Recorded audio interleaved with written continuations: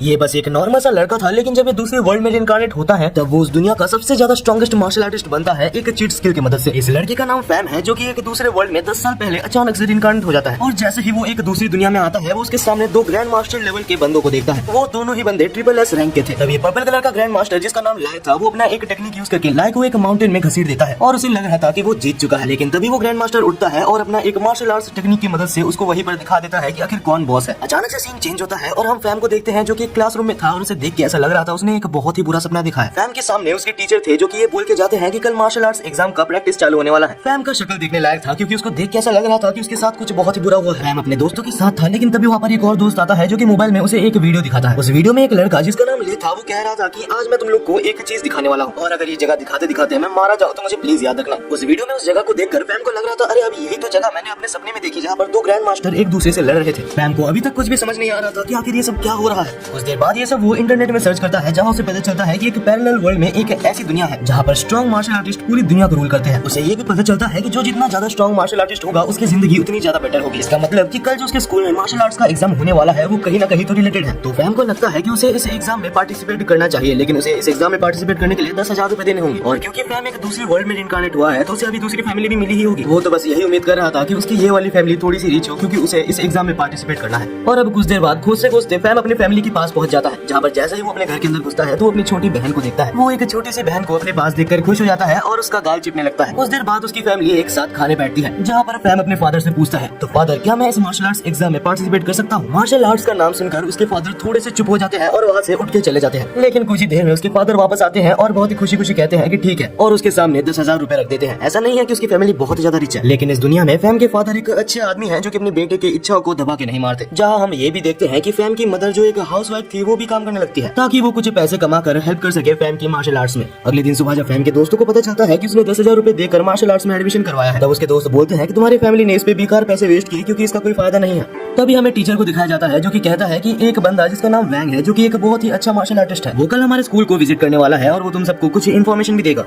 और उस लड़के को स्टेशन से पिकअप करने के लिए फैम को ही जाना होता है, क्योंकि उसके टीचर ने बोला था। इसके बाद हम फैम को देखते हैं अपने घर में, जो कि उदास सा बैठा था, क्योंकि ये सब काम में उसके फैमिली के बहुत सारे पैसे जा रहे थे। और तभी हम फैम के मदर को देखते हैं, जो कि 2 टाइप के पिल्स लाते हैं, जिनको ब्लड रिफाइनिंग पिल्स बोला जाता है। ये पिल्स मार्शल आर्ट्स एग्जाम में बहुत ज्यादा काम आने वाले हैं, लेकिन ये पिल्स के दाम बहुत ज्यादा है, जो कि एक पिल के लिए 30,000 रुपए तक गए थे। तभी हम फैम को देखते हैं, जिसके स्टैट्स उसके सामने आ जाते हैं, जो कि काफी ज्यादा लो थे। लेकिन उन पिल्स को लेने के बाद ही उसके अंदर एक बहुत ही बड़ा एनर्जी ब्लास्ट होता है। ये चीज इतनी ज्यादा एनर्जी प्रोड्यूस कर रहा था कि इसकी भनक एक क्रिमिनल को भी लग जाती है। इसको क्रिमिनल नहीं कह सकते, ये एक बहुत ही बड़ा मार्शल आर्टिस्ट है, जिसने अभी एक लड़की को कैद कर रखा है। दूसरी तरफ हमें वोंग को दिखाया जाता है, जो कि कल सुबह आने वाला था, लेकिन वो रात ही को पहुंच चुका है। और वोंग इसलिए इतनी जल्दी आया होता है ताकि वो उस क्रिमिनल को पकड़कर उस लड़की को बचा सके। दूसरी तरफ हम फैम को देखते हैं, जो काफी कंफ्यूज था और सोच रहा था कि ये मेरे साथ क्या हो रहा है। फैम को ऐसा लग रहा था कि उसकी बॉडी फिर से बन रही है, मानो उसके शरीर की एक एक मसल ग्रुप्स टूट के फिर से बन रही हो। लेकिन इतना कुछ हो जाने के बाद भी उसको बहुत ज्यादा पावर नहीं मिली थी, जिस वजह से वो सोच रहा था अगर मुझे मार्शल आर्ट सीखना है तो मुझे बहुत पैसे चाहिए होंगे। और हाँ, ये एक अच्छी बात है कि उन पिल्स को यूज कर लेने के बाद वो खत्म नहीं होते। इसके बाद अगले सुबह हम देखते हैं कि फैम अपने दोस्तों के साथ सीनियर वोंग को पिकअप करने आया होता है। कुछ देर में उनके सीनियर वोंग वहाँ पर आ जाते हैं। और हाँ, ऐसा भी नहीं है कि वोंग को वो फ्लक्चुएशन महसूस नहीं हुई थी, और वोंग इतना ज्यादा इंटेलिजेंट है कि वो फैंग को देखते साथ समझ जाता है कि वो फ्लक्चुएशन फैंग की वजह से ही हुई थी।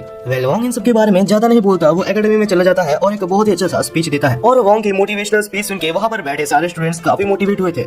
अब आज का दिन जैसे ही खत्म होता है तो शाम को वो सब बाहर थे, जहाँ पर वोंग फैंग और उनके दोस्तों को, जो कि बस उनको पिकअप करने आए थे, उनको अपना फोन नंबर देते हैं और कहते हैं अगर कभी कोई मुसीबत में पड़ जाओ तो तुम इस नंबर पे कॉल कर सकते हो, मैं वहाँ पर आने की पूरी कोशिश करूंगा। इसके बाद हम फैंग को देखते हैं, जिसे अपने घर में कुछ काम आ गया था, जिस वजह से वो अपने घर के ऊपर वाले फ्लोर में जाता है। लेकिन जैसे ही फैंग ऊपर वाले फ्लोर में जाता है तो वहाँ पर उसी टॉप क्रिमिनल को देखता है। अब आप सोच रहे होंगे कि ये क्रिमिनल आखिर यहाँ पर कैसे आया, तो ये क्रिमिनल इनके पास रेंट पे रह रहा था। और तभी हम उस क्रिमिनल को देखते हैं, जो कि सोच रहा था कि कहीं से पता तो नहीं लग गया कि मैं वही क्रिमिनल हूँ। जिस वजह से वो पहले फैंग को अंदर बुलाता है और चुपचाप से वहाँ पर कुछ देर वेट करता है। लेकिन फैंग को उसे देख के ही पता चल गया था कि वो वही क्रिमिनल है जिसके ऊपर बाउंड्री लगी है। वो जल्दी से जैसे तैसे करके फैंग को मैसेज कर देता है और बोलने लगता है कि जल्दी से यहाँ पर आ जाओ। लेकिन वो पूरी बात भूल पाता उससे पहले ही वो क्रिमिनल उसके ऊपर एक जानलेवा हमला करता है। और इसके बाद वो सोच रहा था कि ये सिटी मेरे लिए बिल्कुल भी सेफ नहीं है, यहाँ पर सब लोग आजकल मुझे जानते हैं। और इसके बाद वो फैंग को पूरी तरीके से खत्म करने वाला होता है ताकि कोई भी क्लू ना बचे। लेकिन अचानक से जो फैंग की पावर है, जो कि उसको पिल से मिली थी, वो उसकी सारी थकावट को दूर कर देती है और वो फिर से खड़ा हो जाता है। इस बार फैंग उससे लड़ने की कोशिश करता है, लेकिन वो कहाँ ही लड़ पाता। और इस बार तो क्रिमिनल फैंग को पूरी तरीके से मार ही देता। लेकिन वहाँ पर तभी सीनियर वैंग आ जाते हैं और आते साथ एक ही शॉट में उस क्रिमिनल को बेहोश कर देते हैं। और इसके बाद वो वुमेन भी यहाँ से रेस्क्यू होकर चली जाती है।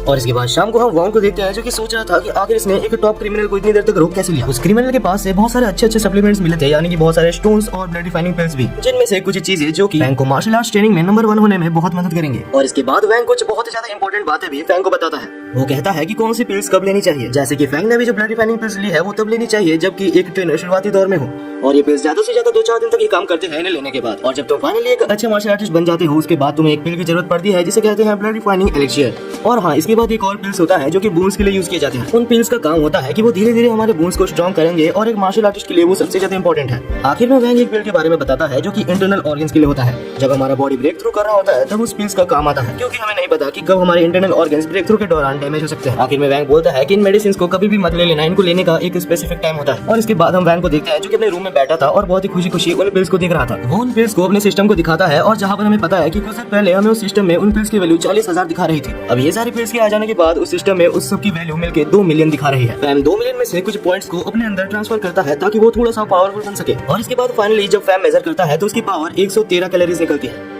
अगले दिन ही मार्शल आर्ट्स ट्रेनिंग प्रोग्राम का सिलेक्शन चालू हो चुका था और उस सिलेक्शन में सिलेक्ट होने का जो पासिंग क्राइटेरिया था वो 112 पावर्स था। वहाँ पर मौजूद सारे कॉन्टेस्टेंट्स पूरी अपनी पावर लगा रहे होते हैं ताकि वो सबसे ज्यादा पावर तक रीच कर सके। फैंग भी अपनी पूरी जान लगा देता है ताकि वो इस टेस्ट को क्लियर कर ले। धीरे धीरे वहाँ पर मौजूद सारे कॉन्टेस्टेंट हारने लगते हैं, लेकिन तभी भी हम देखते हैं कि फैंग अपनी पूरी ताकत लगा रहा होता है। और फैंग की ये पावर को देख के वहाँ पर मौजूद सारे कॉन्टेस्टेंट अलग ही शौक में होते हैं। ये टेस्ट खत्म हो जाने के बाद हमें दिखाया जाता है कि फैंग की जो पावर लेवल निकली थी वो 149 निकली थी। ये पावर लेवल लगभग वैंग के समान है जो कि फैंग ने इतनी जल्दी हासिल कर लिया था।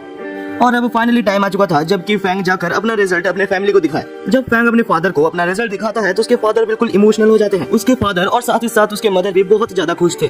अब हमें अगले दिन का सीन दिखाया जाता है जहाँ पर फैंग अपने सीनियर वैंग के पास जाता है जो कि उसको कांग्रेचुलेशंस बोलता है ये टेस्ट को क्लियर करने के लिए। और इसके बाद वैंग अपने मास्टर की बेटी से फैंग को इंट्रोड्यूस करवाता है। और इसके बाद वैंग थोड़ा सा इमोशनल हो जाता है और पास्ट को याद करता है जब उसके मास्टर जिंदा थे। ह्यूमैनिटी को बचाने के लिए उसके मास्टर ने अपनी जान दे दी थी। हालांकि वैंग ने अपने मास्टर को बचाने की कोशिश की थी ये कहकर कि अगर आप चले जाते हैं तो मैं आपकी बेटी से शादी कर लूंगा, लेकिन तब वैंग के मास्टर उसको डांट के चले जाते हैं और कहते हैं अगर ऐसा तुमने किया तो तुम्हें पाप लगेगा क्योंकि वो एक बच्ची है। तभी हम प्रेजेंट में वैंग को देखते हैं जो कि अचानक से फैंग के ऊपर हमला कर देता है और उसको बोलता है कि तुम्हारी बॉडी अभी भी बहुत कमजोर है। और क्योंकि अभी फैंग एक अच्छे स्कोर से पास हो चुका था तो वैंग उसको कुछ यूनिवर्सिटीज के बारे में बताता है जिसमें वो भी एडमिशन ले सकता है। उसमें से वैंग एक यूनिवर्सिटी के बारे में बताता है जिसका नाम मॉड यूनिवर्सिटी था। अब वैंग ने टोटल 4 यूनिवर्सिटीज के नाम बताए थे, लेकिन मॉड यूनिवर्सिटी एक बहुत ही अच्छा ऑप्शन है।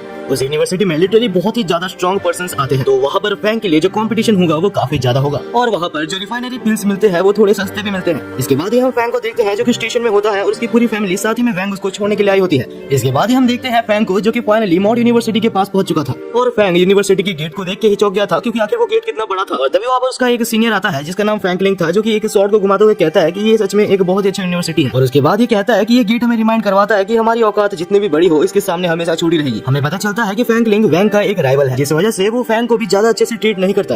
वेल इसके बाद हम देखते हैं कि फैंग एडमिशन करवाने के लिए रिसेप्शन में अपना फॉर्म को उनको दिखाता है और वो रिसेप्शनिस्ट ये देख के हैरान थी कि फैंग 1 महीने के अंदर ही second level of bone tempering पर पहुंच चुका है, क्योंकि बहुत टैलेंटेड पर्संस को भी ऐसे लेवल पर पहुंचने के लिए 6 महीने लग जाते हैं। जब वहाँ पर रिसेप्शनिस्ट कंफर्म होने के लिए फैंग का एक और टेस्ट करती है तो उसे पता चलता है कि वो सेकंड नहीं 3rd लेवल पर पहुंच चुका है। और ये चीज सुनकर वहाँ पर मौजूद जितने जन भी थे सब लोग बहुत ज्यादा चौंक गए थे। और क्योंकि फैंग अभी एक बहुत ही अच्छे लेवल पर था तो जो जितने अच्छे लेवल पर होगा उसको उतनी ज्यादा रिस्पेक्ट मिलती है। तो वहाँ पर रहने के लिए उसे एक बहुत ही ज्यादा लग्जरियस होटल भी दिया जाता है। फैंग को उसके होटल तक पहुंचाने के लिए वहाँ पर उसकी एक सीनियर यून उसको होटल तक पहुंचाने में हेल्प करती है। रास्ते में उसकी सीनियर यून उससे कहती है कि ये कॉलेज सच में एक बहुत ही अच्छा कॉलेज है, यहाँ तुम्हें सब कुछ बहुत ज्यादा लग्जरियस देखने के लिए मिलेगा क्योंकि तुम यहाँ पर हर समय अपने माइंड को बहुत ज्यादा कूल रखना होगा, क्योंकि मार्शल आर्ट्स में स्ट्रॉन्ग बनना बहुत ज्यादा पेशेंस और धीरे धीरे बहुत ज्यादा थकावट भरा काम होता है। वेल कुछ भी हो, यहाँ पर फैंग अपना लग्जरियस होटल देखकर बहुत ज्यादा खुश था।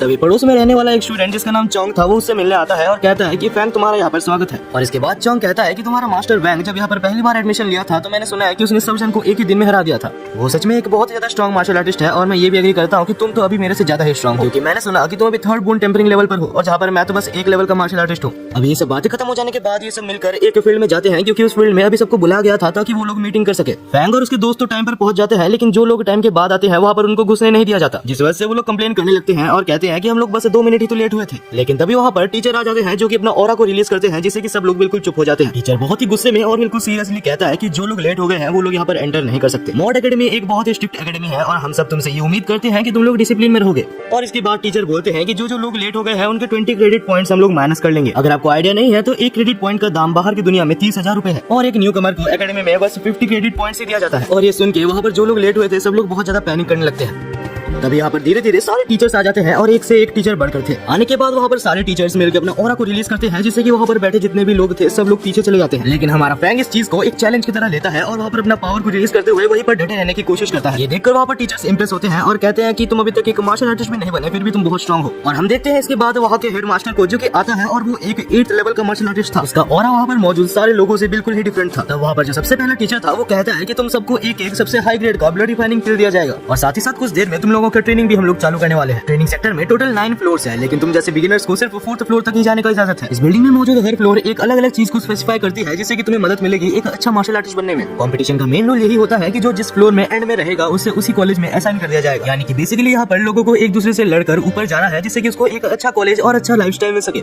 हमें ये भी बताया जाता है कि हर फ्लोर में ज्यादा से ज्यादा 400 लोग ही रह सकते हैं और अगर टाइम खत्म होने के बाद कोई दूसरे फ्लोर में आता है तो उसे वहीं पर एलिमिनेट कर दिया जाएगा और साथ ही साथ उसके 30 क्रेडिट पॉइंट भी ले लिए जाएंगे। अब इसका मतलब यही है कि जो जितना ऊपर जा सकता है उसको उतना अच्छा कॉलेज मिलेगा। अगले सीन में हम देखते हैं वो सभी को बिल्डिंग के अंदर, जहाँ पर फैंग बोलता है कि तो ठीक है, फाइटिंग चालू हो चुकी है और मैं तुम्हें मिलता हूँ 4th फ्लोर में। ये सुन के डोंग बोलता है कि अरे भाई कहाँ भाग रहा है, मेरे को तो लेके जा। हम देखते हैं फैंग जब ऊपर जाने की कोशिश कर रहा था तो उसके सामने बहुत जन आते हैं, लेकिन फैंग के लिए वो कोई बड़ी चुनौती नहीं थी। वो इतने ज्यादा वीक थे कि फैंग को लग रहा था कि इनको कोई क्लास 2 का बच्चा भी हरा सकता है। ऊपर जाते जाते वो सोच रहा था कहीं यहाँ पर वैंग ने मेरे को कोई गलत इंस्टीट्यूशन तो नहीं बता दिया, क्योंकि उसने बोला था कि यहाँ पर बहुत कॉम्पिटिटिव लोग मिलते हैं। लेकिन वहाँ पर एक दो को छोड़कर कोई भी सीरियस नहीं लग रहा था जो कि सच में मार्शल आर्ट सीखना चाहता हूँ। दूसरी तरफ हम डोंग को देखते हैं जो कि अच्छा खासा लड़ रहा था, लेकिन तभी वहाँ पर एक मोटा आता है जो कि उसके पैर को खाने लगता है। अगले सीन में हमें एक लड़की को दिखाया जाता है जो कि सबसे पहला था, जो कि 4th फ्लोर में पहुंचा था। नहीं पता क्यों, लेकिन वहाँ पर फैंगलिंग भी था जो कि वहाँ पर उसको देखकर मुस्कुरा रहा था। करीबन 1500 स्टूडेंट्स में से 100 या 200 बंदे ही होते हैं जो कि 4th फ्लोर तक पहुंच पाते हैं। हमें पता है कि एक फ्लोर में ज्यादा से ज्यादा 400 लोग ही रह सकते हैं और धीरे धीरे 4th फ्लोर भी भर रहा था और अभी तक फैंग वहाँ पर नहीं पहुंचा था। लेकिन जैसे ही वहाँ पर डोंग आता है उसके 5 मिनट के अंदर ही फैंग भी वहाँ पर आ जाता है। फैंग 4th फ्लोर पर पहुंच तो गया था, लेकिन वो काफी डिसअपॉइंटेड और बहुत ज्यादा गुस्सा था।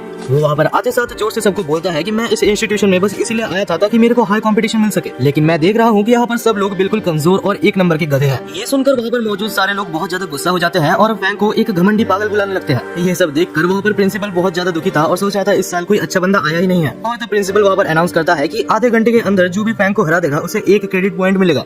बस एक रीजन मिल गया उन लोग को फैंग को मारने के लिए। अब 1 क्रेडिट पॉइंट के चक्कर में वहाँ पर सब लोग मिलकर फैंग के ऊपर हमला करने लगते हैं। लेकिन गाइस ये मत भूलना कि हमारा फैंग उसके मास्टर वैंग के लेवल पर पहुंच चुका है। तब फैंग और डोंग मिलकर वहाँ पर मौजूद सब लोग को बहुत बुरी तरीके से हरा देते हैं। लेकिन तभी वहाँ पर हमें एक पिंक हेयर वाली लड़की दिखाई जाती है जो कि अचानक से फैंग के ऊपर हमला करती है। जैसे वो दिख रही है उसके ऊपर मत जाना, क्योंकि उसने वैंग को बहुत अच्छी टक्कर दी थी। लेकिन आखिर में फैंग उसको ब्लॉक कर लेता है एक दूसरे आदमी के फेस की मदद से। लेकिन तभी वहाँ पर एक लड़की जिसके बाल ब्लू थे वो एक प्लान बनाती है जिससे कि फैंग और डोंग अलग अलग हो जाते हैं और फैंग को सब लोग घेर लेते हैं। जहाँ पर वो ब्लू वाली लड़की कहती है कि अब तुम क्या करोगे, और उसके बाद वो सारे मिलकर फैंग के ऊपर हमला कर देते हैं। फैंग बहुत ही मुश्किल से सबको एक साथ मैनेज कर रहा था, जहाँ पर वो ब्लू वाली लड़की दूसरी तरफ डोंग के ऊपर हमला कर देती है और क्योंकि डोंग तो आराम कर रहा था जिस वजह से वो आराम से डोंग को हरा देती है।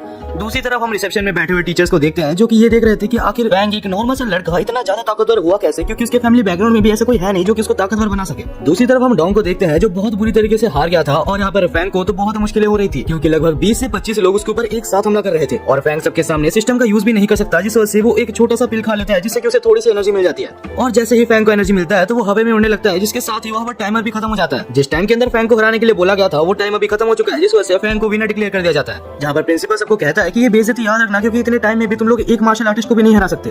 और अभी वहाँ पर मौजूद जितने भी स्टूडेंट्स क्वालीफाई हुए थे सबको ये मौका दिया जाता है कि वो लोग अपने अपने टीचर को चुने। अगले दिन सुबह हम सारे लोगों को देखते हैं जो कि अपने अपने टीचर को चुन रहे थे। हम फैंग को देखते हैं जैसे कि समझ नहीं आ रहा था कि आखिर उसे कौन से टीचर के पास जाना चाहिए। तभी फैंग का ध्यान एक टीचर जिसका नाम एंड्रयू है उसकी तरफ जाता है और वो टीचर बस चाहती है कि उनके पास ज्यादा से ज्यादा 20 स्टूडेंट्स हैं जिनको वो अच्छे से ट्रेन कर सके।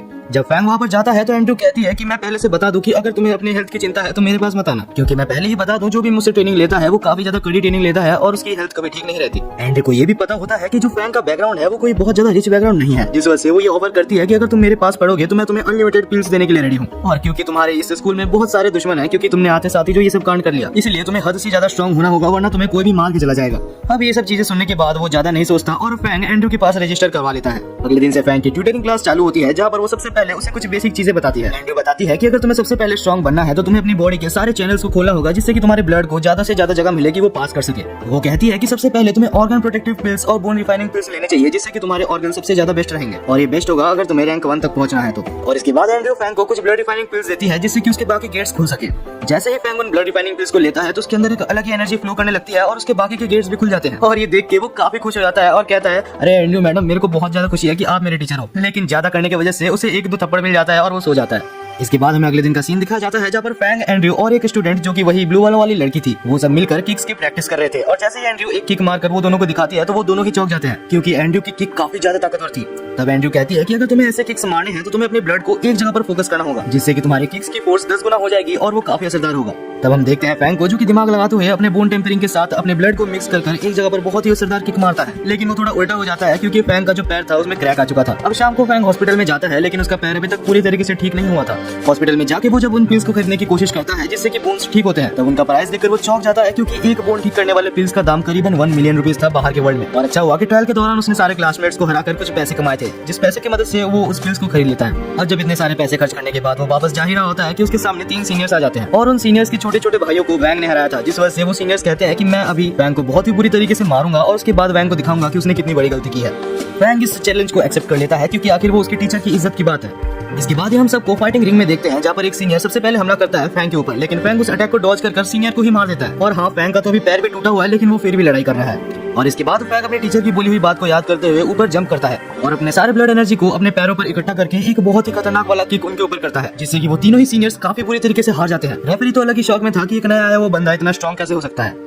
तभी हमें एक प्लॉट ट्विस्ट देखने के लिए मिलता है क्योंकि ये सारी फाइट वहाँ पर पीछे से खड़े होकर वैंग भी देख रहा था। वैंग कहता है कि अगर किसी भी सीनियर को मेरे स्टूडेंट से परेशानी है तो वो मेरे से आकर डायरेक्ट लड़ सकता है। इसके बाद हम देखते हैं फैंगलिंग को, जो कि वैंग और फैंग के साथ बैठा हुआ था। अब ये तो है कि फैंगलिंग अपने कोई काम के लिए ही वैंग के साथ बैठा हुआ है। अब कुछ देर बाद वैंग बोलता है कि कुछ ही दिनों के अंदर यहाँ पर एक और बहुत ही बड़ा टेस्ट होने वाला है। वैंग कहता है कि मुझे ये एग्जाम के बारे में ज्यादा नहीं पता, लेकिन फैंग तुम्हें जल्दी से जल्दी इस एग्जाम के लिए प्रिपेयर कर लेना चाहिए। इसके बाद सीन चेंज होता है और हम सबको देखते हैं रिसेप्शन में, जहाँ पर टीचर इसी टेस्ट के बारे में कह रहे थे कि ये टेस्ट 1 महीने के अंदर चालू होने वाला है और ये टेस्ट सिर्फ हमारे स्कूल के अंदर ही नहीं बाकी भी 5-6 स्कूलों के साथ होगी। तो ये काफी जरूरी है कि ये टेस्ट हमारे स्कूल में से ही कोई जीते, जिससे कि हमारे स्कूल की रेपुटेशन बने रह सके। जो भी इस कंपटीशन को जीतता है उसे बहुत सारे हाई ग्रेड के पिल्स और बहुत सारे बोन रिफाइनिंग पिल्स भी फ्री में मिलेंगे, और जो भी इस टेस्ट को जीतता है उसे 20% का बूस्ट भी मिलेगा। अब हम देखते हैं प्रिंसिपल मिस एंड्रयू के ऊपर बहुत भरोसा लगाए बैठा होता है क्योंकि उसके टीम में ही फैंग होता है। मुझे नहीं पता कि फैंग से सबको इतनी ज्यादा उम्मीदें क्यों है, लेकिन अभी उसको बहुत अच्छी ट्रेनिंग मिलने वाली है। हम देखते हैं इसके बाद बहुत दिनों तक फैंग बहुत कड़ी ट्रेनिंग करता है। उसको तो एक वेपन भी दिया जाता है, लेकिन वो उस वेपन को अच्छे से चला नहीं पा रहा। यहाँ तक कि उसने इस वेपन को चलाते चलाते एक बार तो एकेडमी को ही डिस्ट्रॉय कर दिया था, लेकिन धीरे धीरे टाइम के साथ वो उस वेपन को यूज करना सीख जाता है। और सिर्फ वही नहीं, उसके साथ बहुत सारे स्टूडेंट्स भी अपने आप को इंप्रूव कर रहे थे। और फाइनली वो दिन आ जाता है जब फाइटिंग चालू होने वाली थी। ये मैच सच में मॉडर्न यूनिवर्सिटी के लिए एक बहुत ही बड़ी मैच है। अब इस कंपटीशन को मजेदार बनाने के लिए वहाँ पर वो होस्ट आता है जो कि अपना नाम ल्यूक बताता है, और तब ल्यूक कहता है कि ये कोई नॉर्मल टूर्नामेंट नहीं है, तो क्राउड्स प्लीज तुम लोग शांति से बैठना क्योंकि एक बहुत ही इंटेंस मैच होने वाला है। और यहाँ पर फैंग की छोटी बहन भी आई होती है जो कि फैंग को चीयर करने वाली थी। अगले सीन में हम फैंग की छोटी बहन और उसके कुछ दोस्त को देखते हैं जो कि उसके पास आते हैं। उसकी छोटी बहन को देखकर फैंग काफी ज्यादा खुश था और वो बोलता है कि अभी मुझे कुछ भी कर इसे जीतना होगा। और इसके बाद हम ल्यूक को देखते हैं जो कि कहता है कि ये टूर्नामेंट चालू हो चुका है और अभी एक एक करके सारी टीम्स के लीडर स्टेज पे आएंगे। इसके बाद ही पहला एकेडमी आता है जिसके स्टूडेंट्स रेड कपड़े पहने हुए थे और उस एकेडमी का नाम जेंग्यू एकेडमी था, और उस टीम के लीडर का नाम हैंग था जो कि अपने टाइम में एक बहुत ही खतरनाक मार्शल आर्टिस्ट रह चुका था। इसके कुछ ही देर बाद हमें ग्रीन टीम भी दिखाया जाता है और येलो टीम भी दिखाया जाता है जो कि आते हैं। आखिर में ल्यूक हमारे फैंग की टीम को भी बुलाता है, कहता है कि ये टीम अभी अभी बनी है और इस टीम के लीडर का नाम फैंग है जो कि एक कंप्लीट न्यू स्टूडेंट है। और इसके बाद ही हमें सारे कैप्टन दिखाए जाते हैं जिनके पेयर्स मैच होने वाले थे, यानी कि आखिर ये सब लोग एक दूसरे से कैसे और किस फॉर्मेट में लड़ेंगे। और जैसे ही रिजल्ट सामने आता है तो हमें दिखाया जाता है रेड टीम ग्रीन टीम का सामना करेगी, जहाँ पर ब्लू टीम येलो टीम का सामना करेगी। और जब दोनों में से ही एक एक जन जीत जाएंगे तब उसके बाद दोनों में ही फाइनल्स को करवाया जाएगा। इसके बाद ही के सीन में हम देखते हैं कि पहला राउंड चालू हो चुका था जहाँ पर रेड और ग्रीन टीम के लीडर्स एक दूसरे को इंट्रोड्यूस करते हैं। जहाँ रेड टीम के लीडर का नाम तो हमें पता ही है जो कि हैंग है, और ग्रीन टीम के लीडर का नाम सू है। सू बिना देरी करते हुए अपनी मैजिकल पावर्स का यूज करते हुए हैंग के ऊपर हमला करता है। हैंग अचानक से हमले को देखकर थोड़ा चौंक गया था, लेकिन उसे ब्लॉक कर लेता है। और इसके बाद ये सू एक और अपना अटैक करता है जिसका नाम हेवनली क्लैश था, लेकिन नहीं पता कैसे हैंग उस अटैक को भी ऊपर जंप कर डॉज कर लेता है। और इसी के साथ हैंग अपनी सिग्नेचर मूव का इस्तेमाल करता है जिसका नाम द राइजिंग सन था, लेकिन इस बार सू ने एफर्टलेसली हैंग के सिग्नेचर मूव को भी ब्लॉक कर लिया था। वहाँ पर बैठी ऑडियंस बिल्कुल शॉक थी कि आगे क्या होने वाला है। जहाँ पर हम हैंग को देखते हैं जो अचानक से सू के पीछे चले जाता है और अपने स्वॉर्ड को सू के ऊपर रख देता है। और क्योंकि अभी हैंग का जो स्वॉर्ड था वो सू के चेस्ट के ऊपर था तो सू को लग रहा था कि उसका खेल खत्म हो गया, लेकिन तब हैंग ने अपने स्वॉर्ड को थोड़ा सा ढीला कर दिया था जिस वजह से सू को लगता है कि वो अभी भी बच सकता है। लेकिन ये सब हैंग का ही प्लान होता है और जैसे ही सू हिलने की कोशिश करता है तो वो फिर से उसको हरा देता है। इसके बाद ही हम वैंग को और फैंगलिंग को देखते हैं जो कि एक साथ थे, जहाँ पर फैंगलिंग कहता है कि मैं बेट लगा सकता हूँ कि सेकंड राउंड में तुम्हारा स्टूडेंट फैंग उसके सेकंड राउंड में टिकने का तो कोई चांस ही नहीं है, लेकिन वैंग उसे चुप रहने के लिए बोलता है और ज्यादा बकबक करने के लिए मना करता है। और इसके बाद ही हम ल्यूक को देखते हैं जो कहता है ठीक है ब्रेक ओवर हो चुका है और अभी टाइम है सेकंड राउंड का। सेकंड राउंड चालू होने से पहले ही हम देखते हैं फैंग के पास उसकी छोटी बहन आती है जो कि उसको रोते रोते कहती है कि प्लीज मत जाओ भैया। बेसिकली यहाँ पर उसकी छोटी बहन को उसकी चिंता हो रही थी, लेकिन फैंग ये कहते हुए जाता है कि इतनी दूर आ जाने के बाद मैं इस अरीना से मुड़ नहीं सकता। इस मैच को पूरी वर्ल्ड वाइड में लाइव टेलीकास्ट किया जा रहा था। यहाँ तक कि हम फैंग के फादर को देखते हैं जो कि अपनी ऑफिस से छुट्टी लेकर टूर्नामेंट को ही देख रहे थे। दूसरी साइड हम रिपोर्टर को देखते हैं जो पहली बार फैंग का इंट्रोडक्शन दे रहा था। हर एक मार्शल आर्टिस्ट की तरह ही फैंग का जो सिग्नेचर मूव था उसका नाम था द लेजेंडरी लायन रोर, और ये सिग्नेचर मूव को ऐसा माना जाता है कि ये 1 लाख में से एक बंदा ही कर सकता है। तभी फैंग का ओपोनेंट पूछता है तो क्या तुम सच में इसको यूज कर सकते हो, लेकिन सामने से फैंग कोई भी आंसर नहीं देता।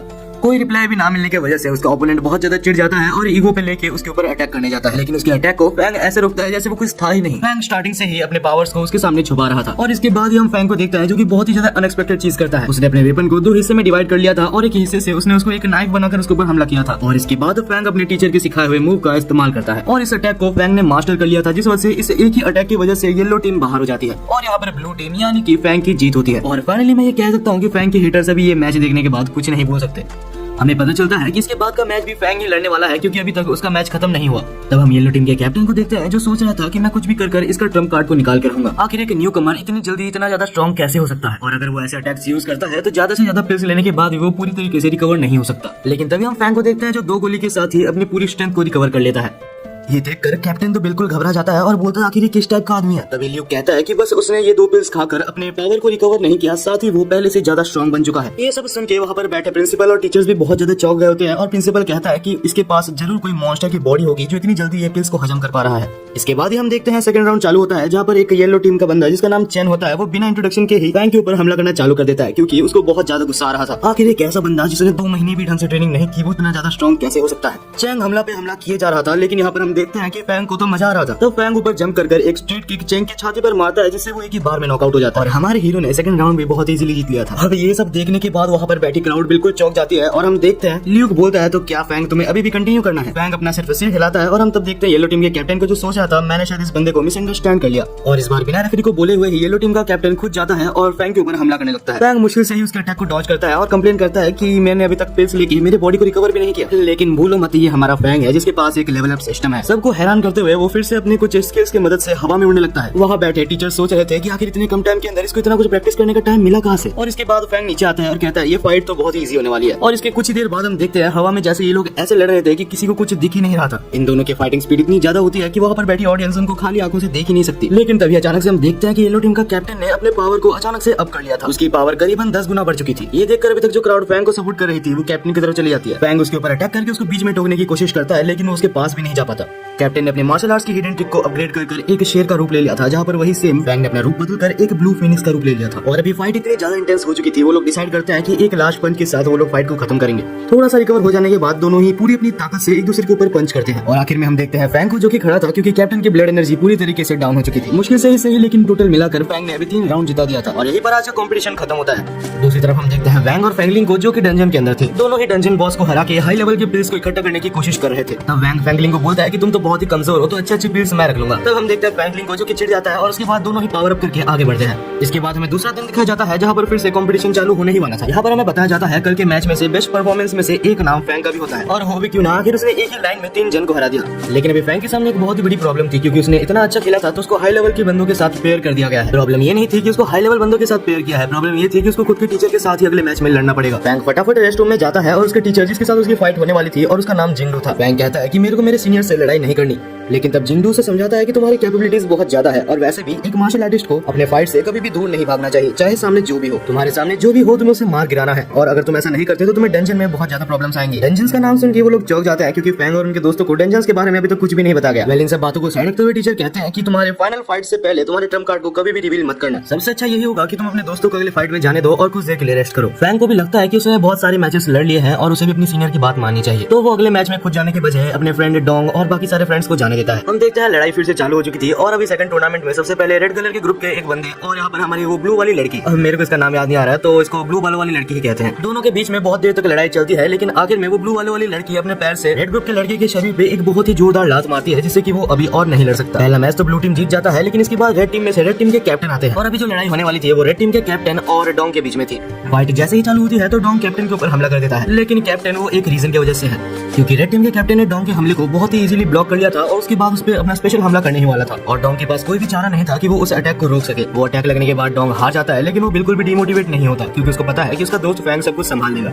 इसके बाद में रेड टीम का कैप्टन रुकता नहीं है और वो बोलता है कि एक और कॉन्टेस्टेंट को लाओ, जहाँ पर इस बार ब्लू टीम से चैंग नाम की लड़की आती है। चैंग ने आते साथ कैप्टन के ऊपर हमला करना चालू कर दिया था, लेकिन कैप्टन ने उस अटैक को डॉज कर लिया था। इसके बाद हम देखते हैं कैप्टन को जो कि उसके ऊपर हमला करता है, लेकिन चैंग ने उस अटैक को डॉज कर लिया था। तभी चैंग अचानक से एक रॉड की मदद से उसके ऊपर फिर से हमला करता है और इस बार चैंग ने बिल्कुल एक रॉड को उसके सीने पर घुसा दिया था। चैंग भले ही हार जाती है, लेकिन वो बिल्कुल भी दुखी नहीं है, क्योंकि वहाँ पर बैठी ऑडियंस और बाकी सारे उसके टीममेट्स उसको सपोर्ट कर रहे थे। वो कह रहे थे कि भले ही तुम हार गई, लेकिन तुमने अपना बेस्ट दिया है और पूरी कोशिश की है। तभी हम दूसरी साइड देखते हैं वैंग और फ्रैंकलिन को, जो कि बहुत तेजी से भाग रहे थे। उनको एक बहुत ही अच्छा ब्लड नर्चरिंग पिल तो मिला था, लेकिन उनका पीछा कर रहे थे 5th लेवल के मार्शल आर्टिस्ट और वो बहुत सारे थे, जिस वजह से वो दोनों उनको मिलकर नहीं हरा सकते। तब वैंग मजबूरन में वो पिल को छोड़ देता है। सीन फिर से अरीना में शिफ्ट होता है। यहाँ पर ब्लू टीम पूरी कोशिश कर रही थी ताकि वो जीत पाए, लेकिन रेड टीम के कैप्टन के बदले में जो बंदा आया था वो बहुत ही ज्यादा स्ट्रॉन्ग था और उसने 2 मिनट से भी कम टाइम के अंदर में ही ब्लू टीम के एक बंदे को हरा भी दिया था। इस तरीके से फाइनल्स में पहुंचना फैंग की टीम के लिए मुश्किल होता जा रहा था। फैंग को हम देखते हैं जो कि काफी ज्यादा गुस्सा में था और सोचा था आखिर मैं अभी क्या करूं, लेकिन आखिर में कुछ राउंड्स ब्लू टीम भी जीतती है, जिस वजह से वो लोग फाइनली फाइनल्स में सिलेक्ट हो जाते हैं। फैंग की टीम ने फाइनल्स में अपना जगह तो बना लिया था, लेकिन फैंग की टीम में से ज्यादा बंदे बहुत ज्यादा इंजर्ड थे। तभी वहाँ पर टीचर आते हैं और सबको बोलते हैं कि बिल्कुल भी डिमोटिवेट मत हो, और साथ ही फैंग वहाँ पर सबको मोटिवेट करने के लिए कुछ अच्छी बातें बोलता है, जिससे कि वो लोग फिर से मोटिवेट होते हैं। तभी वहाँ पर एक स्टूडेंट टीचर को पूछता है तो फाइनल्स के लिए जो 3 बच्चे जाने वाले हैं आखिर वो कौन है। टीचर ने बोला था कि ये डिसीजन तुम्हारे लीडर फैंग का होगा। ज्यादातर सारे बंदे इंजर्ड थे। तभी वहाँ पर एक लड़की हाथ उठाती है और कहती है फैंग अगर तुम चाहो तो मैं लड़ सकती हूँ, लेकिन उसकी टीचर उसके बारे में थोड़ी सी कंसर्न थी, क्योंकि वो बहुत ज्यादा जेंटल है। दूसरी तरफ हम सोशल मीडिया में देखते हैं जहाँ पर फाइनल टूर्नामेंट के बारे में हर जगह पर हाइप बनी हुई थी। इसके बाद फाइनली वो दिन था जहाँ पर फाइनल टूर्नामेंट चालू हो चुका था और हम देखते हैं दोनों मार्शल आर्टिस्ट को जो कि बॉक्सर्स थे। फैंग की टीम से जो बंदा आया था उसका नाम जिनवू था। अब ये सोलो लेवलिंग वाला जिनवू तो नहीं है, लेकिन ये जिनवू भी काफी ज्यादा पावरफुल था, क्योंकि उसकी जो स्पेशलिटी थी वो स्पीड और एजिलिटी थी और उसी की मदद से उसने बहुत अच्छे स्ट्राइक्स उसके ओपोनेंट पे लैंड करने में कामयाब रहा था। टूर्नामेंट की हालत से ऐसा लग रहा था कि जिनवू जीतने ही वाला है, लेकिन तभी अचानक से ओपोनेंट लेवल अप करता है और एक ही सेकंड के अंदर उसको हरा देता है और उसके बाद स्टाइल से कहता है कि मैं सेकंड राउंड के लिए भी इधर रुकने वाला हूँ। और तब सेकंड राउंड के लिए फैंग ने उसी लड़की को भेजा था और उस लड़की का नाम हमें चेन बताया जाता है। वो आकर कहती है कि मैं तुम्हें हरा दूंगी, जिस वजह से तुम्हें पहले से ही सरेंडर कर देना चाहिए, लेकिन ओपोनेंट उसे अंडर एस्टिमेट करता है, सोचता है कि ये एक नाजुक सी लड़की है और अपने मैजिक की मदद से एक फायर पंच चेन के ऊपर यूज करता है, जिससे कि वो यहाँ पर ही नॉकआउट हो जाती है। जैसे ही ल्यूक बोलने वाला था कि ब्लू टीम हार चुकी है, तभी एक बहुत ही अनएक्सपेक्टेड चीज होता है। चेन अचानक से उठने लगती है क्योंकि उसकी रिवाइवल पिल उसको फिर से ताकत दे रही थी। चेन तो वापस रिकवर हो चुकी थी, लेकिन उसका ओपोनेंट बेहोश हो गया था क्योंकि उसने बहुत ज्यादा मैजिक यूज कर लिया था, जिस वजह से अभी एक राउंड दोनों ही टीम के हो चुके हैं। और इसके बाद ये रेड टीम के एक वन ऑफ द स्ट्रॉन्गेस्ट बंदे को वहाँ पर बुलाया जाता है, जो कि आते साथ चेन के ऊपर पंचेस की बारिश कर देता है, लेकिन चेन भी अभी अपने आप को होल्ड बैक नहीं करती और अपना एक स्पेशल मूव को यहाँ पर ट्राई करती है। वो मूव सच में इतना ज्यादा ताकतवर था कि उसका हर एक अटैक जाकर उसके ऊपर लग रहा था कि रेड टीम हारने वाली है, लेकिन तभी वो बंदा चैन का पैर पकड़कर उसको नीचे पटक देता है और इस बार वो बंदा एक ऐसा मूव यूज करता है जो कि उसकी फैमिली की ट्रेजर है। अगर ये मूव चैन को लग जाता तो हो सकता था चैन वहाँ पर मारी जाती, लेकिन सही टाइम पर फैंग वहाँ पर आके उस अटैक को रोक देता है और इसके बाद फैंग उसको दिखाता है कि उसे लग भी कैसे रहा था कि वो ये टूर्नामेंट जीत सकता है, क्योंकि 2 मिनट के अंदर अंदर ही फैंग ने उसको बहुत बुरी तरीके से हरा दिया था। और अभी जो बैटल होने वाला है वो फाइनली 2 टीम लीडर्स के बीच में है। रेड टीम कैप्टन हैंग वहाँ पर बिना इंट्रोडक्शन के ही फैंग के ऊपर अटैक करना चालू कर देता है और फैंग तभी वहाँ पर अपना एक स्पेशल मूव यूज करता है, ब्लड ब्रस्ट फ्रेंजी, लेकिन तब हैंग भी उस अटैक को रोक देता है अपने ही एक मूव के द्वारा, जिसने कि फैंग के अटैक को मिड एयर में ही रोक दिया था। तभी हम देखते हैं फैंग को जो कि फिर से एक अटैक करने जाता है, लेकिन तभी हैंग उसके पीछे आकर एक डंडे से उसके सिर पर बहुत जोर से मारता है, जिससे कि फैंग को बहुत ज्यादा जोर से लगता है और उसको बहुत सारी इंजरीज भी होती है, लेकिन वो चुपचाप से कुछ पिल्स खाकर अपने सिस्टम की मदद से बहुत जल्दी रिकवर हो जाता है और अब वो फिर से रेडी है फाइट बैक करने के लिए।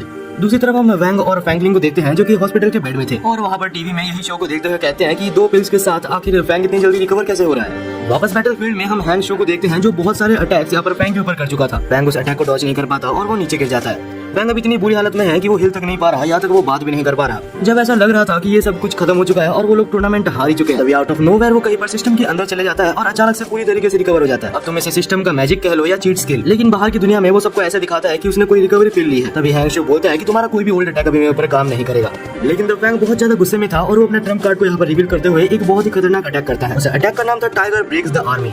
हैंग शो ने बिल्कुल भी नहीं सोचा था कि अटैक सच में इतना ज्यादा ताकतवर हो सकता है। इसी एक अटैक ने डिसाइड कर दिया था कि फैंग इस मैच को जीत चुका है। इसी के साथ टूर्नामेंट का पहला पार्ट खत्म होता है और ल्यूक बोलता है कि पार्ट 2 बहुत ही जल्दी आने वाला है। फैंग को ये समझ आ चुका था कि आखिर सिस्टम के साथ भी ये सब कितना ज्यादा हार्ड है, जिस वजह से अभी वो सिस्टम पे रिलाय करना कम कर देता है और खुद से बहुत ज्यादा मेहनत करने लगता है ताकि वो बहुत ज्यादा स्ट्रॉन्ग हो सके।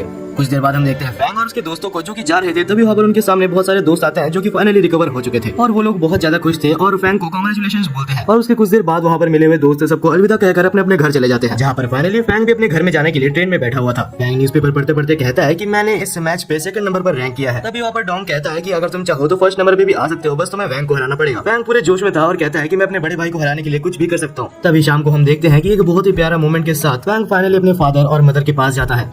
अब इसके बाद हमें अगली सुबह दिखाई जाती है जहाँ बहुत आराम से और खुशी खुशी फैंग उठता है, क्योंकि आखिरकार उसका खुद का घर था जहाँ पर वो इतनी दिन बाद सो रहा है। वो हमें बताता है कि इतने दिन फाइट करने से उसका सिस्टम लेवल अप तो हुआ है, लेकिन इसके पीछे उसे 10 मिलियन रुपए खर्च करने पड़े और अब तो हद ही हो गई, क्योंकि नेक्स्ट अपग्रेडेशन के लिए वो उसका सिस्टम उसको 100 मिलियन रुपीस मांग रहा है। जैसे ही फैंग बाहर आता है तो वहाँ पर अचानक से एक ब्लैक गाड़ी आकर रुकती है, जहाँ से एक ऑफिसर निकलकर उसको बोलता है सर फैंग पेंग, आपके लिए एक बहुत ही बड़ा ऑफर है कि आपने इतना अच्छा खेला और मॉड इंस्टीट्यूट का नाम रोशन किया है, तो उनकी तरफ से हम आपको एक नया घर गिफ्ट करना चाहते हैं। फैंग तो ये सुनकर अलग ही शौक में था और सोचा था अरे वाह ये तो बहुत बढ़िया बात है। वो सारी फॉर्मेलिटीज पूरा करता है और ये अश्योर करता है कि एक लीगल वे में हो रहा है। और इसके बाद फाइनली फैंग अपने डैड और अपनी मदर और साथ ही अपने छोटे सिस्टर को भी अपने नए घर में ले जाता है। वो नया घर सच में इतना बड़ा और इतना अच्छा था कि उसको देखकर उसके मॉम एंड डैड को तो ये विश्वास ही नहीं हो रहा था। लेकिन फिर फैंग बोलता है कि चिंता मत करो, ये बिल्कुल लीगल वे से मिला हुआ है। और ये सुनने के बाद सबसे पहले तो उसकी छोटी बहन अपना रूम सेलेक्ट करने के लिए चली जाती है। इसके कुछ दिन बाद ही न्यू ईयर भी आ चुका था, जहाँ सब लोग न्यू ईयर सेलिब्रेट कर रहे थे। फैंग भी अपने दोस्तों के साथ बैठा था और बोल रहा था कि मैं सेकंड रैंक पे आया था। तभी फैंग को एक दोस्त का कॉल आता है जो कि उसका पुराना दोस्त था, जो कि उसे एक फैमिली डिनर पर इनवाइट कर रहा था। फैंग अपने दोस्तों का चेहरा देख के कहता है चिंता मत करो, मैं तुम लोग को भी साथ लेकर चलूंगा। और कुछ देर बाद फैंग और उसके दोस्त वहाँ पर पहुंच जाते हैं जहाँ पर उन्हें बुलाया गया था। वहाँ का एंट्रेंस देख के लग रहा था कि ये कुछ अलग सा ही जगह है। बेसिकली वहाँ का जो ऑरा था वो थोड़ा सा डिस्टर्बिंग था। तभी अचानक पास में से एक लड़का गुजरता है जिसके अंदर बहुत ज्यादा ईगो था। नहीं पता क्यों, लेकिन उस लड़के ने यहाँ पर फैंग और उसके दोस्तों को कुछ न कुछ बोल के तो गया था। और तभी फाइनली वहाँ पर वैंग आ जाता है जो कि आके फैंग को कहता है बहुत बढ़िया, तुमने बहुत ही अच्छा खेला और तुम्हारा यहाँ पर स्वागत है। वैंग कहता है तुम्हें नहीं पता होगा लेकिन इस एकेडमी के स्टूडेंट्स काफी ज्यादा घमंडी है। और वैसे भी मैं तुमसे यही बोलने वाला था कि फैंग तुमने जैसे परफॉर्मेंस अपने उस मॉड एकेडमी में दिखाई थी, वैसे ही मैं तुम्हें कुछ रिक्वेस्ट करना चाहता हूँ, तुम यहाँ पर भी कुछ स्टूडेंट्स को अपनी औकात दिखा दो। लेकिन फैंग का टूर्नामेंट तो अभी खत्म हुआ था, जिस वजह से वो उसको मना करने की कोशिश करता है कि नहीं मुझे लड़ाई तो नहीं करनी। लेकिन वैंग कहता है चिंता मत करो, तुम्हें फ्री में लड़ाई नहीं करनी होगी, इसके बदले तुम्हें कुछ हाई एंड के ब्लड डिफाइनिंग पिल्स भी मिलेंगे। फैंग कुछ देर सोचता है और सोचता है कि अगर मुझे कुछ ब्लड डिफाइनिंग पिल्स मिल जाए तो मेरा खर्च कम हो जाएगा। और फाइनली थोड़ा सा सोच लेने के बाद वो मान जाता है। और इसके बाद फैंग अपने दोस्तों के साथ और वैंग के साथ एकेडमी के अंदर जाता है और सीधा प्रिंसिपल के साथ बात करता है। फैंग ने उसके प्रिंसिपल के सामने एक प्रपोजल रखा था। वो कहता है कि मैं मॉड एकेडमी से हूँ और मैं अगर चाहूँ तो आपके स्टूडेंट्स को हरा सकता हूँ। मैं चाहता हूँ कि मैं आपके स्टूडेंट्स से लड़ूं और जो स्टूडेंट्स बिल्कुल बेकार हो आप उनको इस एकेडमी से निकाल दो, क्योंकि वो स्टूडेंट्स सिर्फ मजे के लिए और अपना टाइम पास करने के लिए यहाँ पर आए हैं। और उनसे बढ़िया आप अपने ब्लड डिफाइनिंग पिल्स और जितने भी एसेंशियल आइटम्स हैं उन बच्चों के ऊपर यूज करो जो कि सच में मार्शल आर्ट्स को सीखना चाहते हैं और उनके ऊपर इंटरेस्टेड है। तब हम प्रिंसिपल को देखते हैं जो कि बोलती है ठीक है मुझे तुम्हारी ये चीज मंजूर है। इसके बाद ही हम वैंग को देखते हैं जो कि एकेडमी के अंदर था और कहता है हम लोग अभी एक फाइट ऑर्गेनाइज करने वाले हैं। इस फाइट के दौरान तुम लोग धीरे धीरे एलिमिनेट होते रहोगे और जो आखिर में बचेगा वही इस स्कूल का किंग होगा। और जैसे कि हमें पता है नैंगो एकेडमी यानी कि इस एकेडमी के बच्चों के अंदर बहुत ज्यादा ईगो है, तो वो लोग भी कहते हैं ठीक है हम भी देखते हैं कि आखिर कौन सा एकेडमी हमें हराता है। हम देखते हैं इसके बाद ही फाइट चालू हो जाता है जहाँ एक बंदा मॉड एकेडमी से था और एक बंदा नैंगो एकेडमी से था। लेकिन सच कहा जाए तो ये फाइट बिल्कुल एक तरफा था, क्योंकि वैंग का जो दोस्त था वो भी करीबन वैंग के लेवल में ही था, जिस वजह से वो आराम से उसको हरा देता है। वो उसको एक मार्शल आर्टिस्ट के मैजिक की मदद से रूप बनाता है और पकड़ के उसको नीचे ही हरा देता है। अब अगर वो चाहता तो सेकंड राउंड के लिए जा सकता था, लेकिन वो फिर बैक कर जाता है और बोलता है कि फैंग को जाने देते हैं। और तभी हम देखते हैं हमारे फैंग को जो कि स्टेज में आता है और कहता है देखो किसकी हिम्मत है मेरे से लड़ने के लिए। फैंग ये सब जानबूझ के कर रहा था ताकि उनको भी लगे कि फैंग के अंदर भी थोड़ा ईगो है। तभी फैंग से लड़ने के लिए एक लड़की आती है जिसका नाम बहुत ही ज्यादा अजीब था। फैंग उसका नाम का मजाक उड़ाते हुए कहता है कि तुम्हारा नाम तो सच में बहुत बेकार है। और अब उस लड़की के अंदर ईगो आ जाता है जिससे कि वो उसके ऊपर अटैक करना चालू कर देती है। लेकिन हमारा फैंग तो उसे इजीली डॉज कर रहा था और साथ ही में उसके मजे भी ले रहा था और टाइम पास ना करके वो उसे एक ही हिट में हरा देता है। अब थर्ड राउंड के लिए यहाँ पर एक ग्रे हेयर वाला बंदा आता है जो कि यहाँ पर कुछ बोलने वाला था, लेकिन उससे पहले ही फैंग उसको एक ही हिट में हरा देता है। और उसके बाद कहता है कि छोटे बच्चों के लिए यहाँ पर कोई भी जगह नहीं। और तब हम क्राउड को देखते हैं जो कि यहाँ पर फैंग के ऊपर बहुत ज्यादा गुस्सा थी। तभी वहाँ पर फोर्थ राउंड के लिए एक और मार्शल आर्टिस्ट आता है और उसके आते साथ उसके फ्लेम्स और उसके ऑरा महसूस हो रहे थे। फैंग कहता है कि इसे कहते हैं अपोनेंट, अब मेरे को लड़ने में मजा आने वाला है। फैंग अपने वेपन को साइड में फेंक देता है और बोलता है कि मैं भी खाली हाथों से लड़ूंगा। लेकिन बहुत सारे पंचेस मारने के बाद भी फैंग के हाथ बहुत ज्यादा ब्लीड करने लगते हैं और दर्द भी करते हैं, लेकिन उसके ओपोनेंट के हाथ मेजरली कुछ भी नहीं होता। और क्योंकि फैंग मजे मजे में लड़ रहा था और अपनी पावर को यूज नहीं कर रहा था, जिस वजह से इसका एक बहुत ही बड़ा डिसएडवांटेज उसको होता है, क्योंकि फैंग के ओपोनेंट ने उसका सबसे ज्यादा डेंजरस अटैक एक बहुत ही ज्यादा सही टाइम पे कर दिया था और फैंग के पास वहाँ से बच के भागने का कोई भी मौका भी नहीं था। और वो अटैक लग जाने के बाद फैंग बिल्कुल जल जाता है। अभी वो इतना ज्यादा कमजोर हो चुका है कि वो उठ भी नहीं पा रहा था, लेकिन फिर भी वो जैसे तैसे उठता है और अपनी पूरी ताकत से अपने फिस्ट की मदद से वो दोनों एक दूसरे से लड़ने लगते हैं। आखिर में वो लोग अपना पूरा एनर्जी लगाकर भी पंच करते हैं, लेकिन तब हम देखते हैं कि जो फैंग का पूरा एनर्जी था वो खत्म हो चुका था और फैंग हारना एफोर्ड नहीं कर सकता, क्योंकि उसके मास्टर वैंग ने उसे जीतने के लिए बोला है। तब फैंग अपने सिर की मदद से उसके ऊपर हमला करता है और तब तक हमला करता है जब तक कि वो हार नहीं मान जाता। अब हम देखते हैं फैंग अपने कंट्रोल से निकल चुका था और उसको मार मार के उसको हरा देता है। और ये लड़ाई देखने के बाद तो वैंग खुद भी बहुत ज्यादा हैरान था। तब वैंग फैंग को रोकता है और स्टेज में जाके कहता है अगर किसी के अंदर हिम्मत है तो वो अभी भी फैंग को चैलेंज कर सकता है। लेकिन फैंग की पागलपंती देखने के बाद वहाँ पर कोई भी नहीं जाना चाहता, जिसको देखकर वैंग कहता है अगर तुम्हारे अंदर बस इतना ही हिम्मत थी तो तुम लोग इतना ईगो किस बात का दिखा रहे थे। और फाइनली उस एकेडमी के बच्चों को समझ आता है कि उन्हें अभी भी बहुत कुछ सीखना है। इसके अगले दिन हम देखते हैं फैंग को जो कि चल रहा था, जहाँ अचानक से टीचर लू उसको बोलती है कि तुम्हारे साथ मुझे एक बहुत ही जरूरी काम है, याद से मेरे ऑफिस में आ जाना। फैंग को समझ नहीं आता कि आखिर टीचर लू को उसके साथ क्या काम होगा, लेकिन जैसे ही वो एकेडमी के अंदर एंटर करता है तो वो तभी वहाँ पर फैंगलिंग को देखता है जो कि एक बंदे को पीट रहा था। बेसिकली ये एक टेस्ट मैच चल रहा था अपने पावर को टेस्ट करने के लिए। तभी फैंगलिंग कहता है तो फैंग तुम्हें भी मुझे पीटना है क्या, तुम इधर आ सकते हो। लेकिन तभी टीचर लू उसको एक ही मुक्के में उड़ा देती है। और इसके बाद हम फैंग को देखते हैं जो टीचर लू के साथ जा रहा था, जहाँ पर टीचर लू उसे कुछ इंपॉर्टेंट चीजें बताती है। ये जगह हमने ब्रेक थ्रू के लिए बनाई है। और सबसे बड़ी बात मैं तुम्हें ये बताना चाहती हूँ कि एक थर्ड लेवल का मार्शल आर्टिस्ट, जैसे कि तुमने अभी फैंगलिंग को देखा कि वो थर्ड लेवल का मार्शल आर्टिस्ट है और वो इतना ज्यादा स्ट्रॉन्ग है कि अगर वो चाहे तो मिड लेवल के 10 मार्शल आर्टिस्ट को एक साथ संभाल सकता है। और मेरे को जितना पता है तुम अभी थर्ड लेवल में पहुंचने के लिए थोड़े से ही दूर हो। तो हमने यहाँ पर एक कंसंट्रेशन कैंप बनाया है, अगर तुम चाहो तो वहाँ पर जाकर ब्रेक थ्रू कर सकते हो। लेकिन जब फैंग वहाँ पर जाके उस जगह का प्राइस पूछता है तो वो प्राइस सुन के वो बिल्कुल ही चौंक जाता है, लेकिन फिर भी वो राजी हो जाता है वहाँ पर ब्रेक थ्रू करने के लिए, क्योंकि उसके पास कोई और ऑप्शन नहीं था। जब फैंग जाकर चैम्बर के अंदर बैठ के मेडिटेशन करता है तब हम देखते हैं कि वहाँ पर कुछ ब्लू पार्टिकल्स उड़ते हैं जो कि उसके मेडिटेशन को 100x तक गुना कर देते हैं। और तब फैंग अपने माना चैनल्स को एक साथ मेडिटेट कर उन सबको जोड़ता है, जिससे कि वो थर्ड लेवल पर पहुंच जाता है। और थर्ड लेवल पर पहुंच जाने के बाद वो फाइनली इतना ज्यादा खुश होता है कि वो टीचर लू को थर्ड लेवल के कुछ ब्लड मास्टरिंग पिल्स मांगने लगता है, लेकिन टीचर लू तो उसको इग्नोर करके वहाँ से चली जाती है। और इसके बाद हम मॉड यूनिवर्सिटी के प्रिंसिपल को देखते हैं जो कह रहे थे कि अभी टाइम आ चुका है, गवर्नमेंट की तरफ से ये ऑर्डर आया है कि हम कुछ बच्चों को डंजन में भेजें। लेकिन वहाँ पर दूसरे टीचर इस बारे में बहुत ज्यादा डाउट करते हैं और कहते हैं कि ये बहुत ही ज्यादा डेंजरस हो सकता है, क्योंकि हमें नहीं पता कि आखिर डंजन के अंदर क्या क्या हो सकता है। चाहे हम बच्चों को भेजे या ना भेजे, हमें उनके ऊपर नजर तो रखना ही होगा। डंजन के अंदर क्या क्या निकल सकता है उसके लिए हमारी दुनिया बिल्कुल भी तैयार नहीं है। दूसरी तरफ हम फैंग को देखते हैं जो कि एक सीक्रेट ट्रेनिंग में जा रहा था, जो कि बस उन्हीं लोगों के लिए था जो कि थर्ड रैंक पर पहुंच चुके हैं। तभी अचानक से वहाँ पर शू आती है जो फैंग को पूछती है, तो फैंग क्या तुमने मेरे टीचर को कहीं पर देखा है? फैंग कहता है नहीं मैंने नहीं देखा। और उसके बाद शू और फैंग दोनों ही अंडरग्राउंड जगह पर चले जाते हैं। जैसे ही वो लोग वहाँ पर पहुंचते हैं तो वहाँ पर ट्रक से 2 जन की डेड बॉडी निकलती है। ये देखकर वो लोग बिल्कुल चौंक गए थे कि आखिर ऐसे कैसे कोई मर सकता है, और ये कैजुअलिटीज डंजन के अंदर ही हुई थी। और जहाँ पर हम शू के टीचर को देखते हैं जिसका हाथ बुरी तरीके से कट चुका होता है। तभी वहाँ पर प्रिंसिपल कहता है कि 6 मार्शल आर्टिस्ट जो बहुत ही ज्यादा हाई लेवल के थे वो बिल्कुल लापता हो चुके हैं। फैंग बिल्कुल अलग ही शौक में था और सोच रहा था आखिर डंजन में ऐसा क्या हो सकता है जो सब लोग मारे जा रहे हैं। कुछ देर बाद वो लोग उनका फ्यूनरल करते हैं, जहाँ पर वो लोग एक अच्छे काम के लिए मारे गए। जो लोग मारे गए थे उनके दोस्त और फैमिली मेंबर्स वहाँ पर रो भी रहे थे। दूसरे ही दिन सुबह हमें उसी टीचर को दिखाया जाता है जो कि सारे स्टूडेंट्स को समझा रही थी कि आखिर डंजन्स के अंदर क्या क्या था। टीचर कहती है कि ये डंजन का कॉन्सेप्ट करीबन 800 साल पहले आया था, जहाँ एक बहुत ही बड़ा अर्थक्वेक की मदद से डंजन का गेट ओपन हो गया था। और हमने जब एंट्रेंस पे जाने की कोशिश की तो वहाँ पर ही बहुत सारे लोग मारे गए। सुनने को ऐसा ही आया है कि एंट्रेंस में ही लेवल 8 मार्शल आर्टिस्ट रहते हैं। हमें ये भी बताया जाता है कि इस वर्ल्ड के अंदर 22 डंजन्स है जिनके अंदर बहुत ज्यादा खतरनाक बीस्ट्स हो सकते हैं जिनके बारे में हमें पता तक नहीं। और ऐसा भी मानना है कि उन डंजन्स के अंदर कुछ बहुत ज्यादा वैल्यूएबल रिसोर्सेज भी है। इसके बाद ही क्लास खत्म होता है और हम देखते हैं टीचर को जो कि बाहर आते हैं, जहाँ शू अभी भी अपने टीचर को लेकर बहुत ज्यादा डिप्रेस थी। लेकिन तब टीचर कहती है कि चिंता मत करो, अगर मैं तुम्हें नहीं सिखा सकती तो टीचर लू तुम्हें जरूर सिखाएंगे।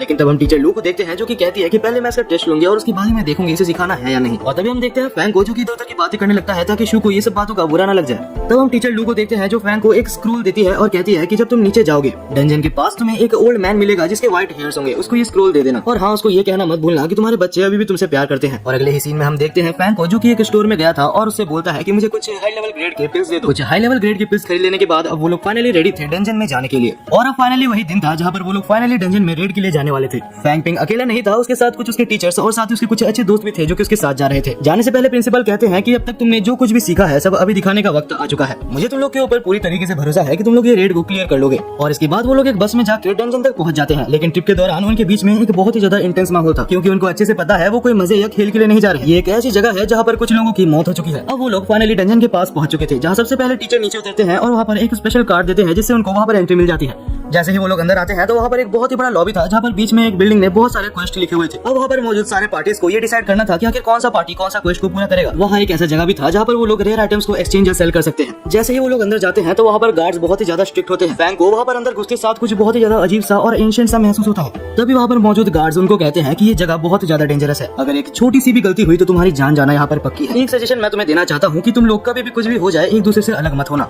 वरना शायद तुम लोग मारे जा सकते हो। अब इसके बाद वो लोग बहुत ज्यादा चौकन्ने हो जाते हैं और अंदर जाते हैं। अंदर जाने पर उनको एक रेड पोर्टल दिखता है। तब ज्यादा टाइम वेस्ट ना करते हुए फैंग डिसाइड करता है सबसे पहले वो जाएगा। जैसे ही फैंग उस पोर्टल को टच करता है तो वो बिल्कुल चौंक जाता है। फैंग को ऐसे देखकर बाकी सब लोग बहुत ज्यादा डर गए थे और सोच रहे थे क्या फैंग को कुछ हो गया। लेकिन उसके बाद फैंग कहता है रिलैक्स रिलैक्स, मैं तो बस मजाक कर रहा था। और इससे इरिटेट होकर फैंग का एक दोस्त उसको लात मार के अंदर घुसा देता है। जैसे ही फैंग अंदर जाता है तो वो एक अजीब सी जगह पर पहुंच जाता है जो कि एक छोटी सी स्पेस थी और वो जगह पूरी तरीके से मैजिक से बना हुआ था, जहाँ पर टीचर कहता है कि ये जगह धीरे धीरे डेंजरस होती जाएगी, सब लोग बिल्कुल चौकन्ने रहना क्योंकि यहाँ पर तुम सब खुद को ही बस प्रोटेक्ट कर सकते हो। वैसे भी फैंग, मैं तुम्हें एक चीज बताना चाहता हूँ, इस जगह को पहले कंट्रोल करने के लिए 2 जन लगते थे। थोड़ा और आगे जाने के बाद वहाँ पर उनका गाइड उनको मिलता है जिनका नाम जनरल बो था। और आगे जाने पर वहाँ पर उनको एक बहुत ही बड़ा सिटी टाइप का दिखता है, जहाँ जनरल बो सबको कहते हैं कि ये पहले एक बहुत ही पीसफुल जगह हुआ करता था, लेकिन जब से दुश्मनों ने हमला करना चालू किया है ये जगह बहुत ज्यादा खतरनाक हो चुकी है। अगर देखा जाए तो पिछले साल ही ये जगह पर हमला करीबन 6 गुना हो चुके हैं। इसके बाद ही हम एक और ओल्ड मैन को देखते हैं जो कि उन जगह को सबसे पहले सबको इंट्रोड्यूस करवाता है। वो कहता है ये जगह तुम्हें पहले जानना बहुत जरूरी है, ये जगह तो इतनी ज्यादा खतरनाक है कि अगर यहाँ पर कोई मारा जाता है तो उसको दफनाने का जगह तक नहीं है। तभी हम टीचर को देखते हैं जो कहता है कि अभी फैंग तुम्हें थोड़ा सा आगे खुद ही जाना होगा। फैंग तो बिल्कुल ही चौंक जाता है और कहता है ये आप क्या बोल रहे हैं टीचर। लेकिन तब टीचर कहते हैं कि तुम हमारे जनरेशन के सबसे ज्यादा स्ट्रॉन्गेस्ट स्टूडेंट हो और तुमने मुझे ये भी बताया था कि तुम्हें वैंग जैसा बनना है। तो मैं तुम्हें बता दूं कि वैंग ने भी एक बार डंजन में बिल्कुल अकेले जाकर 5 लेवल के मॉन्स्टर्स को भी हराया है, तो तुम्हें थोड़ा सा खतरा तो उठाना ही होगा।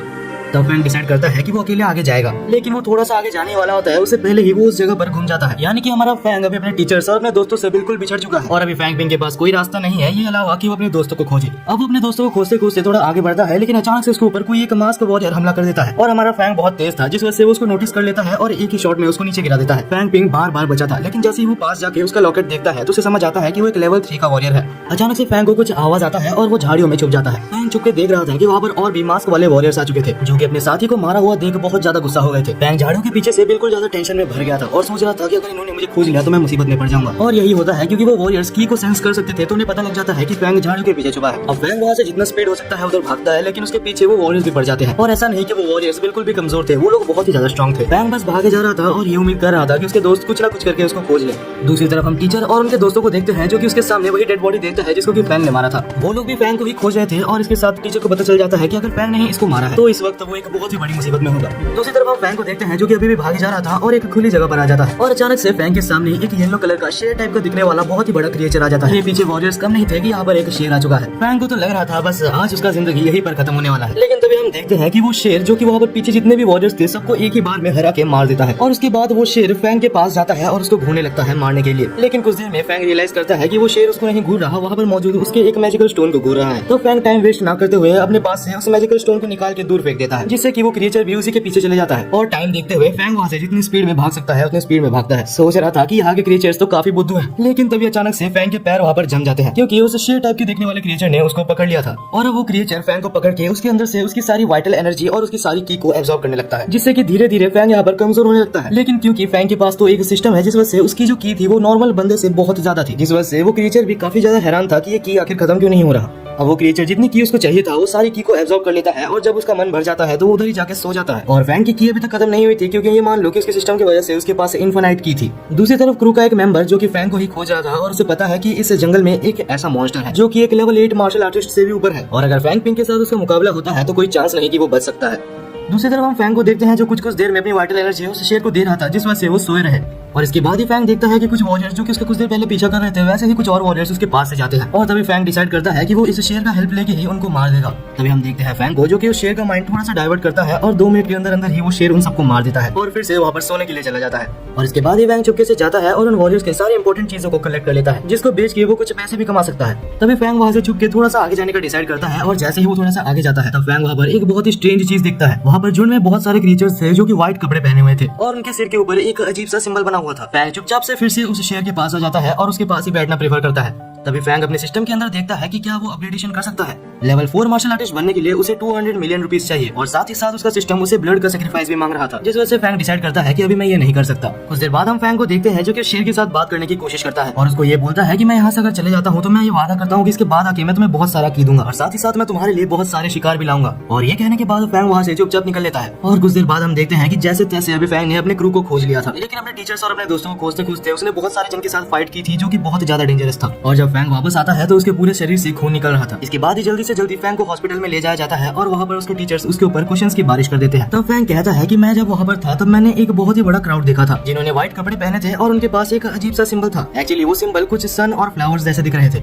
ये सुनने के बाद वहाँ पर मौजूद सारे हाई लेवल टीचर्स बहुत ज्यादा परेशान हो जाते हैं क्योंकि एक बहुत ही ज्यादा सीरियस मैटर है, क्योंकि ऐसा हो सकता है कि वहाँ के लोग अगर चाहे तो ह्यूमैनिटी के ऊपर अटैक करने का प्लान बना रहे हैं। जल्दी से जल्दी वहाँ पर मौजूद सारे टीचर्स एक बहुत ही बढ़िया फोर्स को तैयार करते हैं कि अगर ऐसा कुछ होता भी है तो उस फाइट के लिए ये लोग रेडी रहे। दूसरी तरफ हम फैंग के दोस्तों को देखते हैं जो कह रहे थे अगर ऐसा कुछ होता है तो हम लोग संभाल लेंगे, लेकिन फैंग ऐसा कुछ भी नहीं सोच रहा था क्योंकि उसे पता है कि वहाँ के लेवल कितने ज्यादा हाई है और ये कोई प्रैक्टिस मैच भी नहीं है कि अगर कोई मारा जाता है तो उसको बचाया जा सकता है। लेकिन फैंग ऐसा नहीं है कि वो बस ऐसे ही हार मान जाए। वो टीचर से कुछ हाई लेवल के पिल्स मांगता है और इस बार टीचर मना नहीं करती। उन पिल्स के साथ वो थोड़ा सा रिकवर करता है और डिसाइड करता है कि उसे कुछ भी करके फैंग के लेवल तक पहुंचना होगा। तभी वहाँ पर एक और एलाई एक बहुत ही ज्यादा स्ट्रॉन्ग वेपन लेके आता है जो कि फैंग को मिलती है क्योंकि फैंग ने अभी वहाँ पर अंदर जाके बहुत से लोगों को मारा है और वो वेपन अभी फैंग को बहुत हेल्प कर सकती है वहाँ पर जाके लड़ने के लिए। दूसरी तरफ हम सोल्जर्स और टीचर्स को देखते हैं जो कि बिल्कुल रेडी हो चुके हैं अपने अपने वेपन को लेके।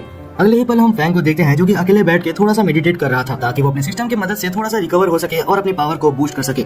इसके बाद हम फैंग को देखते हैं जो बाहर जाता है जहाँ उसको फैंगलिंग मिलता है जो कि इस मैच के लिए काफी ज्यादा एक्साइटेड था क्योंकि वो अभी लेवल 4 में पहुंचने ही वाला था। अब मैच में जाने से पहले सारे स्टूडेंट्स को लेकर समझाया जाता है कि ये एक बहुत ही ज्यादा डेंजरस मिशन होने वाला है जहाँ सारे स्टूडेंट्स को सोल्जर्स की बात माननी होगी और उनके हिसाब से चलना होगा। और फाइनली वो लोग बैटल फील्ड में उतर चुके थे जहाँ सबसे एलाइट टीचर्स ये कंफर्म करते हैं कि अभी तक वो लोगों ने सबसे ज्यादा स्ट्रॉन्गेस्ट वॉरियर्स को नहीं भेजा है। हमारे सामने जो एनिमीज है अभी वो सिर्फ 3rd लेवल या 4th लेवल के ही है और वहाँ पर मौजूद एलाइट टीचर्स ऑर्डर देते हैं कि चलो फाइट को चालू करते हैं। फाइट चालू होते साथ वहाँ पर ऐसा लग रहा था कि बिल्कुल धरती कांप रही है। फैंग ने और डोंग ने मिलकर अपना एक टीम बना लिया था और दोनों मिलकर यहाँ पर बहुत अच्छा परफॉर्म कर रहे थे। धीरे धीरे वहाँ पर मौजूद सारे एनिमीज को वो लोग मार रहे थे, लेकिन तभी वहाँ पर एक 5th लेवल का एनिमी आता है जो कि बहुत ज्यादा स्ट्रॉन्ग था। उसके आते साथ मानो के फेवर बिल्कुल ही बदल गया था। फैंग और डोंग ने डिसाइड किया कि वो जाके उसको खत्म करेंगे, लेकिन तभी हम फ्रैंकलिन को देखते हैं जो बिना कुछ सोचे उसके ऊपर जंप कर देता है और कुछ देर लड़ने के बाद फ्रैंकलिन अपना बड़ा सा स्वॉर्ड उसके पेट के अंदर घुसा देता है और उसे मार डालता है। अब इस चीज का फायदा उठाते हुए वहाँ पर मौजूद सारे सोल्जर्स उनके ऊपर कैनन को लॉन्च कर देते हैं, जिससे कि धीरे धीरे ह्यूमैनिटी की टीम जीतते जा रही थी। लेकिन ये देखिए कि ह्यूमैनिटी की टीम जीत रही है, वहाँ से खुद 8th लेवल के मार्शल आर्टिस्ट आ जाते हैं और उनके आते साथ ही बैटलफील्ड की ऑरा बिल्कुल चेंज हो गई थी। मानो वो लोग ऐसे कह रहे थे कि तुम लोग मुझसे नहीं जीत सकते। अब वहाँ पर मौजूद सारे टीचर्स जो कि 6th लेवल के थे वो सारे उनके ऊपर हमला करना चालू कर देते हैं, लेकिन कोई भी टीचर उनको अच्छे से हरा ही नहीं पाता। धीरे धीरे करके वहाँ पर मौजूद सारे सीनियर्स और सारे टीचर्स डिफीट हो रहे थे। माहौल बहुत ज्यादा इंटेंस जा ही रहा था, लेकिन तभी वहाँ पर एंट्री होती है प्रिंसिपल और बाकी सारे एलाइड टीचर्स की, और वो भी 8th लेवल के ऊपर के मार्शल आर्टिस्ट है। यहाँ पर मौजूद सारे प्रिंसिपल्स अलग अलग इंस्टीट्यूशंस के 8th लेवल के मार्शल आर्टिस्ट हैं और बाकी एकेडमी के प्रिंसिपल्स ने भी उनके ट्रस्टीज को बुलाया था, जैसे कि रेड टीम के हैंग और बाकी सब। अब हम देखते हैं कि ये फाइट बहुत ज्यादा इंटेंस जा रही थी। सारे प्रिंसिपल्स मिलकर भी वहाँ पर एनिमी के जनरल को हरा नहीं पा रहे थे। तब हम प्रिंसिपल को देखते हैं जो कि डिसाइड करता है तो अभी मुझे ये करना ही होगा। वो वहाँ पर एक सेल्फ सेक्रीफाइस अटैक करता है और वो अटैक इतना ज्यादा बड़ा था कि उससे कोई भी मारा जा सकता था, जिससे कि वहाँ पर मेन एनिमी टीम का लीडर मारा जाता है। और क्योंकि एनिमी टीम का लीडर ही मारा जा चुका था तो वहाँ पर मौजूद बाकी एनिमीज का कोई मकसद था ही नहीं, जिस वजह से वहाँ पर मौजूद एनिमीज खुद ही खुद को मार डालते हैं। और ये सब हो जाने के बाद वहाँ पर बिल्कुल सब लोग चुप हो चुके थे। तब वहाँ पर सारे प्रिंसिपल्स कहते हैं कि ह्यूमैनिटी के बेटर के लिए और नेक्स्ट जनरेशन के लिए हमारे प्रिंसिपल ने अपनी जान दी है और हमें सेक्रीफाइस तो कभी भी भूल नहीं सकते। और इसी के साथ हमारा ये सीजन भी यहीं पर खत्म होता है। तो गाइस ये जरूर बताना कि आपको ये एनीमे आखिर कैसा लगा, और मैं एक छोटा सा गोल रख रहा हूँ, प्लीज 150 कमेंट्स पूरा कर देना। आपके डिमांड पर मैंने 1 घंटे की वीडियो लाई है,